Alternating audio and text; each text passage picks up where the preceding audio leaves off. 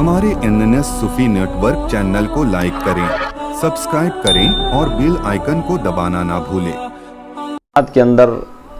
जीने का मकसद और जो अल्लाह तबारक व ताला ने जीने के मकासद हमको अता किए। दुनिया के अंदर कुछ लोग ऐसे हैं जो खालिस ये चाहते हैं कि किसी भी तरह से हमको इबादत और रियाजत करके जो भी नेक अमाल हम इस दुनिया के अंदर कर रहे हैं उसकी बदौलत हमें जन्नत अता हो जाए। ये बात तो हकीकत पर मबनी है कि और रब तबारक व ताला का वादा भी है कि उसने मोमिनीन के लिए जन्नत अता फरमाई है और वो ज़रूर दुनिया के अंदर हुस्न अमल करने वालों के लिए, बेहतरीन काम करने वालों के लिए, शरीयत के मुताबिक अपनी ज़िंदगी गुजारने वालों के लिए और इश्क़ रसूल को अपने दिल के अंदर बसा कर इबादत करने वालों को वो ज़रूर जन्नत अता फरमाएगा। लेकिन इसी दुनिया के अंदर अल्लाह वालों की एक किस्म ऐसी भी है जो खालिस जिनके सामने दुनिया की नेमतें तो हीच है, जिनके सामने दुनिया की हकीकत और उसकी नेमतों की कोई बात नहीं है। यहाँ तक कि अगर उन लोगों के सामने जन्नत भी रखी जाए, अगर उनसे ये भी कहा जाए कि तुम्हारी इबादत के बदले में तुम इस जन्नत को ले लो, तब भी वो जन्नत में सुकून नहीं पाते, इसलिए कि वो जानते हैं कि जो सुकून जन्नत को बनाने वाले की मोहब्बत में है वो सुकून जन्नत के किसी गोशे में नहीं है। अपने वक्त के एक अल्लाह के मजूब वली जिसे हज़रत सुलेमान दारानी कहते हैं, ये अपने वक्त के पाए के बुज़ुर्ग गुज़रे हैं। आप फरमाते हैं कि मेरी ज़िंदगी का जो इब्तिदाई ज़माना था, मैंने अपनी ज़िंदगी के अंदर ये इरादा किया कि मैं सफ़र हज के लिए रवाना हो जाऊँ। जब मैंने सफ़र हज बांधा, काफ़ी दिनों तक मेरे दिल के अंदर ये ख्याल था कि मुझे हज नसीब हो जाए। लेकिन जब मैं बैतुल्लाह के तवाफ़ के लिए निकला तो मेरे साथ में एक इराक़ का नौजवान भी था। अब सफ़र के दौरान मैंने उस इराक़ के नौजवान के अंदर ये बात देखी कि सफ़र के अंदर मैं भी हूँ और काफ़ी लोग भी है। अब उसी सफ़र के दौरान वो बंदा चलते चलते ज़िक्र भी करता है और जहाँ पर लोग एक जगह जमा होते हैं, क़याम करते हैं, तो वो बंदा क़याम करने के बजाय कसरत के साथ में नफल नमाज़ों को अदा करता है। अब जब दिन होता है तो वो अल्लाह तबारक व ताला के लिए रोज़ा भी रखता है, पूरा दिन भूख और प्यास की शिद्दत बर्दाश्त करके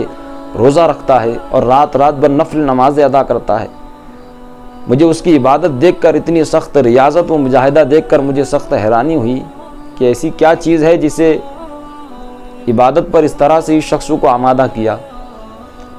जिस वक्त हम बैतुल मुक़द्दस हुज्जाज के करीब पहुँचे तो मैंने उससे पूछा, ऐ नौजवान, ऐसी क्या चीज़ है जिसने तुझे इस तरह से इबादत पर आमादा किया? तो उस नौजवान ने कहा कि आप मुझे मलामत न करें, बल्कि एक दिन मेरी इबादत करने का सबब और इसके पीछे ये वाक़या है कि मैंने ख्वाब के अंदर देखा कि एक बेहतरीन अल्लाह तबारक व ताला ने जन्नत के अंदर एक महल बनाया है और उस महल के अंदर बहुत सी हूरें हैं। जब उस हूरों के अंदर से एक हूर को मैंने देखा तो उस हूर ने मेरे चेहरे को देखकर मुस्कुराया। अब जैसे ही उसके ज़बान से एक दांत निकला, मुस्कुराने से जैसे उसके एक दांत से रोशनी निकली, तो उसके रोशनी निकलने की बदौलत पूरा जन्नत का महल रोशन हो गया। अब एक आवाज़ आई कि अगर तो इन हूरों से मंगनी करना चाहता है, अगर इन हूरों का साथ चाहता है, जन्नत की इस महल के अंदर रहना चाहता है, तो अल्लाह तबारक व ताला की कसरत से इबादत कर और कसरत से रियाजत कर। जब मैं ख्वाब से बेदार हुआ तो मैंने अपनी ज़िंदगी का यही मशगला बना लिया कि मैं इतनी कसरत के साथ अल्लाह की इबादत करूँ, इतनी शिद्दत के साथ मैं रियाजत व मुजाहिदा करूँ, ताकि अल्लाह तबारक व ताला मुझे जन्नत के अंदर वो मकाम अता फ़रमाए और वो खूबसूरत और नूरानी हूरें अता फ़रमाए। इसीलिए मैंने दुनिया के मामलात से, दुनिया की हसीनियों से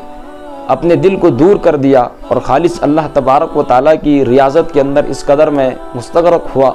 कि मुझे दुनिया के अंदर किसी चीज़ के अंदर सुकून नहीं मिलता जितना सुकून अल्लाह तबारक व ताला की इबादत के अंदर मिलता है। अब ये सोचने के बाद में हज़रत सुलेमान दारानी जो थे वो सोचने लगे कि एक जन्नत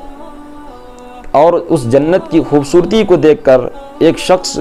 इतनी कसरत के साथ में इबादत करता है और उस हूर को पाने की वो इतनी तमन्ना करता है, तो मैं तो उस चीज़ के दीदार की तलब रखता हूँ, मैं तो उस चीज़ को पाना चाहता हूँ जिसने इस कायनात को नहीं بلکہ پوری کائنات اور 18,000 عالم اور جنت کو بنایا، اور اس جنت کے اندر خوبصورت اور حسین حوریں بھی جس نے پیدا کی، میں اس کو دیدار کی طلب رکھتا ہوں، تو یہ جنت کے لیے، جنت کی خواہش کے لیے اتنی کثرت سے عبادت کرتا ہے، تو مجھے اس رب کو پانے کے لیے کتنی عبادت کرنی چاہیے۔ گویا کہ جنت کے حصول کے لیے جو لوگ عبادت کرتے ہیں ان کو تو بالیقین اللہ تبارک و تعالیٰ ضرور جنت عطا فرمائے گا،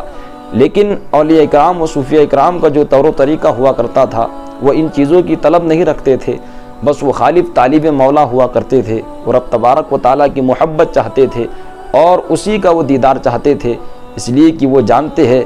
دنیا کی کوئی شے کے اندر اتنی لذتیں نہیں ہوا کرتی جتنی لذتیں یار کا جلوہ پانے میں ہوا کرتی ہے۔ جن لوگوں کو یار کا جلوہ نصیب ہو جاتا ہے وہ کسی دنیا کے جلوے کے طلبگار نہیں رہتے اور نہ ہی کسی جلوے کے محتاج رہا کرتے۔